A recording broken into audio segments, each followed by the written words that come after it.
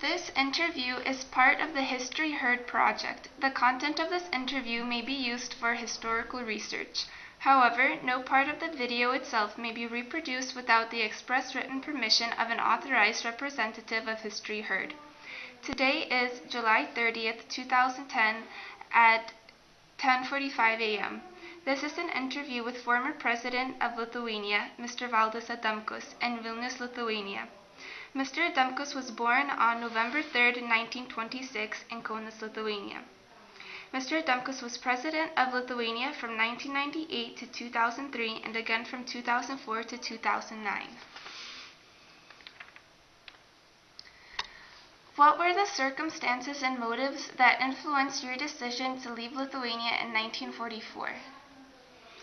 Well, actually, it was the outcome of the World War II.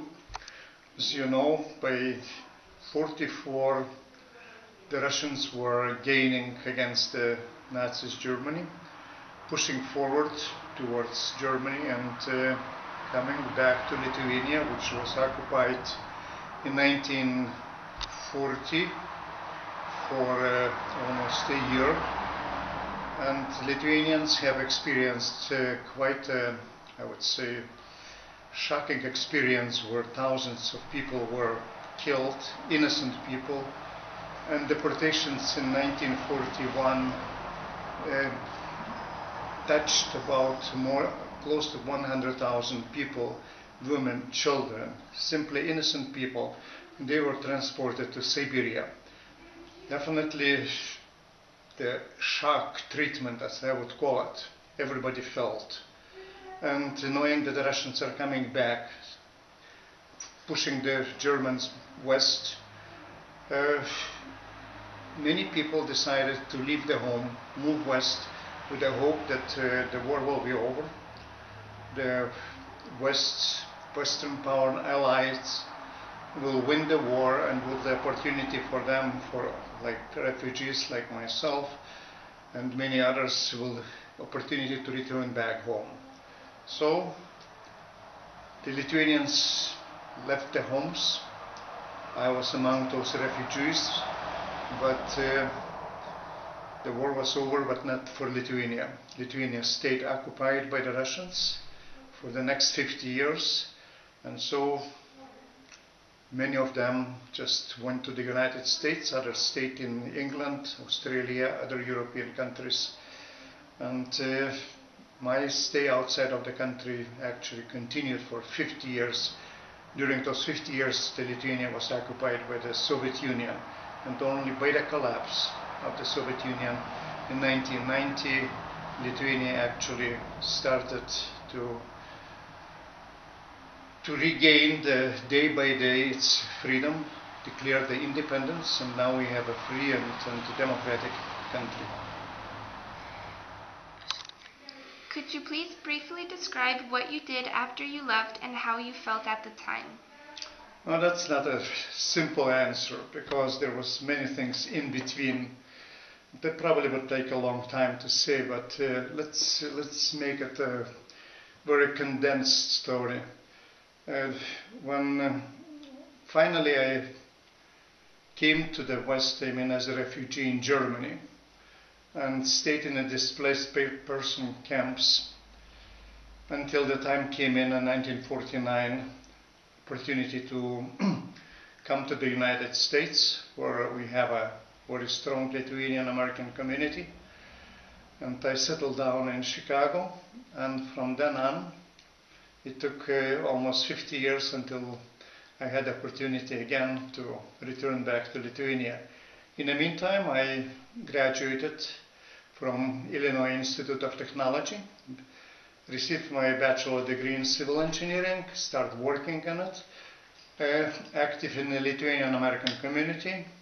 Then I was invited to join the United States federal government, and for the last, actually it lasted 27 years, and probably I was, I would call, probably the highest ranking American Lithuanian in a federal government, in charge of the Environmental Protection Agency for the entire Middle West and representing the United States at the International Joint Commission with Canada, representing the United States and environmental issues with the Soviet Union.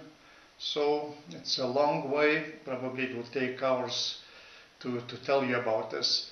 Maybe I would highlight one more point. Strong Lithuanian community in the United States actually was probably the driving force in bringing up the Lithuania's occupation and drive for independence and return back to the free community of free nations. So we had a lot of organizations, the student organizations where I was involved. We organized all kinds of activities, from the political activities bringing up Lithuania's occupation to the highest levels of the United States government and Congress. At the same time, we organized nationality festivals, song festivals. We created what we call the Sunday schools, bringing in the Lithuanian children so that they could, I would say, be more proficient in Lithuanian language. That kept a very, very tight community together.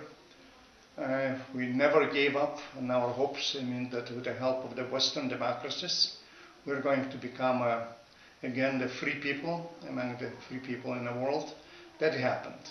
And I believe in that respect, the Lithuanian immigrants or former displaced people fulfilled its role, accomplished the goals, which they actually probably in some respects, I mean, had some doubts if this is going to happen in our lifetime.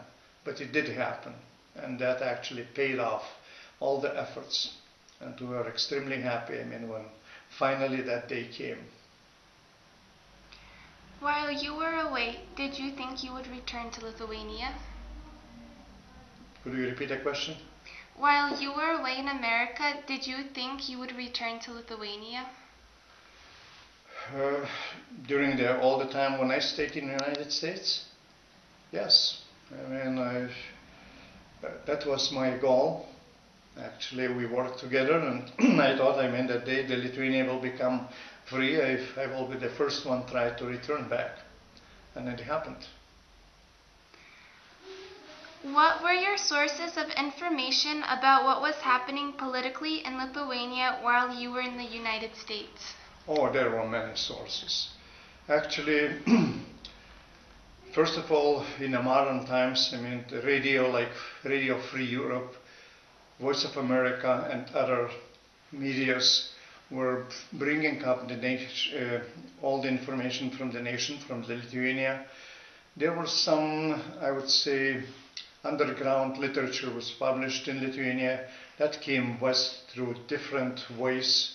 So this information was available, and there are some other ways, I mean, to get that information and to receive that, and we use it, just spreading the news, providing the free press, I mean, the actual situation, what was happening behind the Iron Curtain. So it would be probably difficult to answer this, that this was the source. We had many sources which provided us with this kind of information.